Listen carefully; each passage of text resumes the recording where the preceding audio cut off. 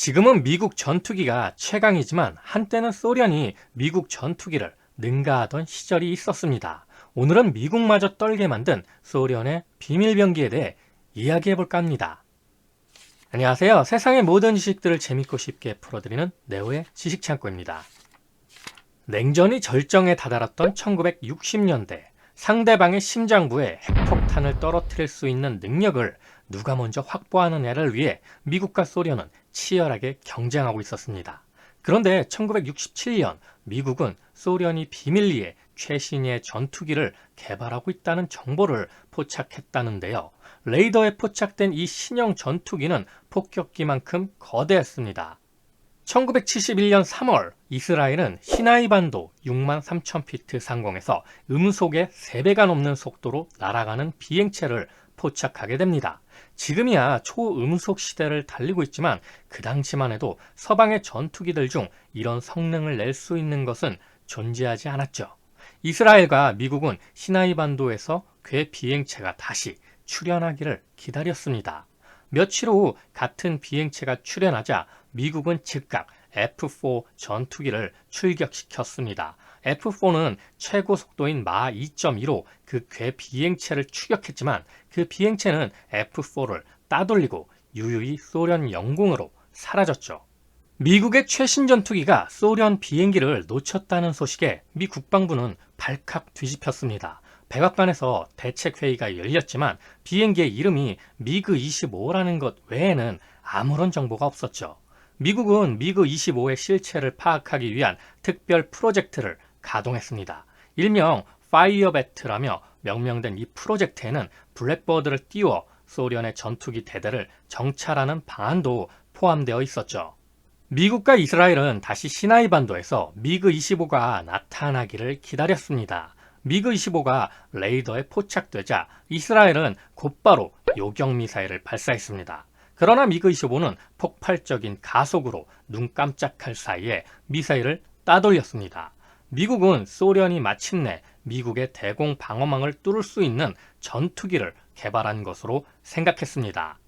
미그-25가 미국의 대공 방어망을 뚫고 들어와 워싱턴에 핵미사일을 떨어뜨린다면 어찌할 것인가? 미국은 급 쫄게 됩니다. 그런데 얼마 후 반전이 일어나게 됩니다. 1976년 9월 6일 홋카이도의 하코다테 상공에 지축을 올리는 폭음이 울렸죠. 잠시 후 구름 속에서 이제껏 아무도 본 적이 없는 거대한 전투기 한 대가 나타났습니다.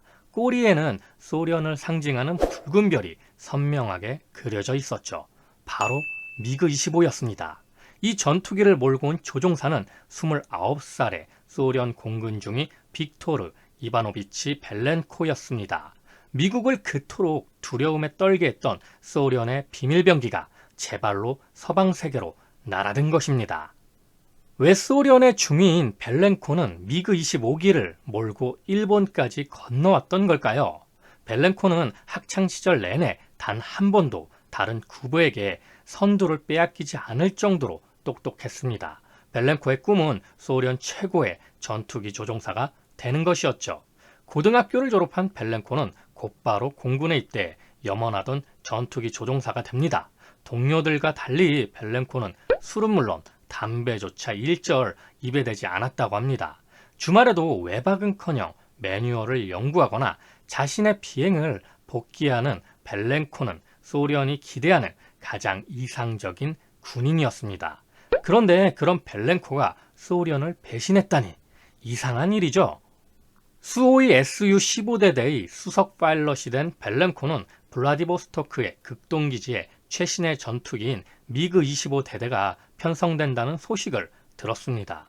벨렌코는 공군 사령관에게 미그-25 대대로 편입시켜달라는 편지를 보냈죠. 벨렌코의 기록을 살펴본 사령관은 깜짝 놀랐다고 합니다. 학창시절부터 현재까지 벨렌코의 모든 기록은 꾸며낸 것처럼 완벽했기 때문입니다. 사령관은 이미 편성이 확정된 소콜로프카 미그-25대대에 벨렌코를 특별 편입시켰습니다. 문제는 여기서부터 시작되었죠. 갑자기 낙하산으로 꽂힌 벨렌코를 미그-25 대대장은 좋게 보지 않았던 겁니다. 거기다 조종사로서 너무 완벽했던 그였기에 더 미운 털이 박혔겠죠. 대대장은 벨렌코가 전입하는 날부터 그를 공개적으로 무시했습니다. 그리고 벨렌코의 비행 실력이 아무리 우수해도 대대장은 그보다 실력이 못한 다른 조종사를 탑건으로 선정했죠.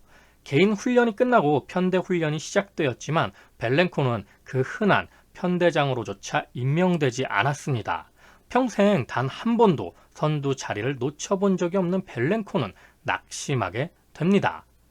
부대를 떠나기로 결심한 벨렌코는 대대장에게 공군 사관학교로 전출시켜 줄 것을 요청합니다. 하지만 대대장은 그것마저 허용하지 않았죠. 한마디로 벨렌코 길들이기를 한 겁니다. 벨렌코 입장에서는 엄청 빡쳤겠죠. 전출마저 거부된 벨렌코는 대대장의 횡령과 부대 내 살인사건을 상부에 보고하겠다고 위협했습니다. 대대장은 벨렌코를 정신 이상자로 몰아 군의관에게 보냈지만 경험이 많은 군의관은 벨렌코를 더 이상 자극하지 않는 편이 좋을 것이라며 대대장을 설득했습니다. 벨렌코는 절망했습니다. 블라디보스토크의 미그 25 비행대대는 소련군 중에서도 최고 엘리트들이 모인 곳이었지만 대우는 너무도 형편없었습니다. 숙소에는 난방이 들어오지 않았고 휴일엔 제대로 된 식사조차 나오지 않았습니다. 정작 벨렌코는 이런 환경에 큰 불만이 없었지만 그의 아내는 매일 벨렌코에게 불평을 쏟아냈습니다. 어느 날 훈련을 마치고 집으로 돌아온 벨렌코에게 아내는 더 이상 이곳에서는 살 수 없다며 모스크바로 돌아가자고 요구했습니다. 벨렌코가 말없이 다시 비행 매뉴얼을 펼치자 아내는 눈물을 흘리며 이혼을 선언했습니다. 짐을 싸는 아내를 바라보며 벨렌코는 절망했습니다. 대대장에게 이은 2연타의 절망인 거죠. 내가 저 입장이라도 머리 아플 것 같네요. 열악한 환경에 대한 아내의 불만은 아무리 생각해도 자신의 탓이 아니었습니다. 벨렌코는 소련 체제에 의문이 들기 시작했죠. 쉼없이 달려와 최고의 성과를 낸 내게는 최소한의 의식주마저 제공되지 않고 있는데 실력도 없고 노력도 하지 않는 대대장은 왜 나보다 훨씬 풍요로운 혜택을 누리고 있지? 인생을 포기하기엔 벨렌코는 너무 젊었습니다. 소폴로프카 극동기지에서 미군 기지가 있는 사포로까지는 640km에 불과했죠. 벨렌코는 자신이 조종하는 거대한 전투기가 새로운 인생을 여는 열쇠가 될 수도 있다는 생각에 다다르게 됩니다.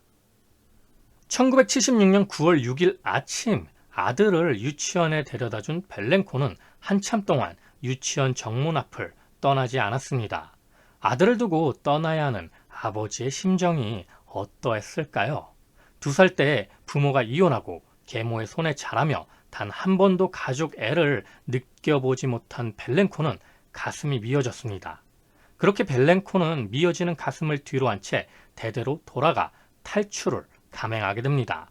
벨렌코의 미그 25는 10분도 되지 않아 홋카이도의 서해안 상공에 도착했습니다. 하코다테 에어포트라는 대형 간판이 벨렌코의 눈에 들어왔죠. 벨렌코는 그제서야 자신이 치토세 미군 기지가 아닌 민간 공항에 착륙했다는 것을 깨달았습니다. 소련 조종사가 미그 25기를 몰고 하코다테 공항에 착륙했다는 소식은 전 세계를 발칵 뒤집었습니다. 각국의 정보기관이 하코다테로 모여들었고 언론은 하루 종일 특보를 쏟아냈죠. 소련의 비밀 전투기에 온통 촉각을 곤두세우고 있던 미국은 눈앞에 미그 25가 서 있다는 사실이 믿겨지지가 않았습니다. 반대로 소련의 충격은 상상을 초월했습니다. 미그 25는 미국의 공중 정찰과 공습을 차단할 수 있는 소련의 유일한 대공 억제책이었습니다. 소련은 일본의 미그 25의 즉시 반환과 조종사의 인도를 강력히 요구했습니다. 그 사이 미국은 C5A 갤럭시 수송기를 일본으로 긴급 파견해 미그 25를 해체해 수송기에 싣고 네바다의 51구역 공군기지를 향해 이륙했습니다. 일본이 시간을 끄는 동안 미국은 미그 25의 구조와 성능을 샅샅이 분석했습니다. 51구역 엔지니어들은 미그 25의 재질이 수천도의 열에도 변형되지 않는 첨단 티타늄 합금일 것이라 생각했지만 이게 웬걸? 막상 비행기를 분해한 결과 미그 25의 동체와 날개는 재래식 강철이었습니다. 소련은 가공이 까다롭고 비싼 티타늄 대신 강철을 두껍게 용접해 마찰열의 문제를 해결했던 겁니다. 레이더 역시 50년대 서방에서 사용하던 구형 진공관 레이더였고 엔진은 미사일에 장착하는 로켓 엔진이었습니다. 미그 25의 거대한 날개는 고성능 핵탄두를 장착하기 위한 것이 아니라 육중한 강철 동체를 지탱하기 위한 불가피한 선택이었던 겁니다. 미그 25 조사를 마친 미국 팀은 다시 기체를 조립해 시험 가동을 했습니다. 엔지니어들은 가공할 추력을 생성하는 미그 25의 엔진이 시속 3200km 이상의 초고속에서 문제가 발생하는 것을 발견했습니다. 압축 공기와 연료의 폭발 압력이 너무 커 엔진의 연소실이 파괴되기 시작한 겁니다. 벨렌코는 미그 25 훈련 중 마 2.8을 초과하지 말라는 지침이 있었다는 것과 1971년 이스라엘의 미사일을 따돌렸던 미그 25의 엔진이 심각하게 손상되어 있었다고 증언했습니다. 미그 25는 미국이 우려했던 것처럼 미사일 방어망을 뚫고 워싱턴까지 날아와 핵폭탄을 떨어뜨릴 수 있는 비행기가 아니었던 거죠. 미그 25의 전술적 효용은 비교적 가까운 목표에 미사일을 발사하거나 정찰 사진을 찍어오는 정도였습니다. 미그 25가 종이 호랑이에 불과하다는 것을 깨달은 미국은 비행기를 다시 분해해 일본으로 보냈습니다. 1976년 11월 15일 일본은 컨테이너에 실려있는 분해된 미그 25를 소련에 반환했습니다. 미그 25를 극동기지로 가져간 소련은 비행기를 조사했습니다. 레이더와 항법장치 일부는 잘못 조립되어 있었고 엔진이 수차례 최대 추력으로 가동된 기록이 남아있었습니다.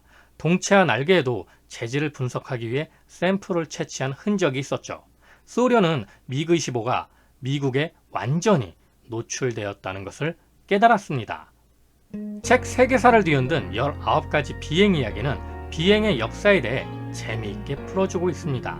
오늘 다뤘던 미그 25 이야기 이외에도 다른 많은 이야기들이 담겨 있는데요. 한국도 이제는 KF-21을 만들면서 4.5세대 이상 첨단 초음속 전투기를 가진 몇 안 되는 세계적 항공 강국이 되었습니다. 이처럼 역사를 알고 뛰어난 기술을 개발해 나간다면 외부의 위협에서 효과적인 대응이 가능할 거라 생각됩니다.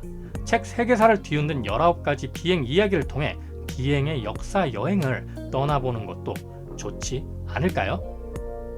자, 오늘도 내용이 재밌고 유익하셨다면 구독과 좋아요 꼭 부탁드립니다. 이렇게 항상 네오의 지식창고를 애청해 주셔서 감사드리고요. 오늘 하루도 좋은 하루 되시길 기원하겠습니다.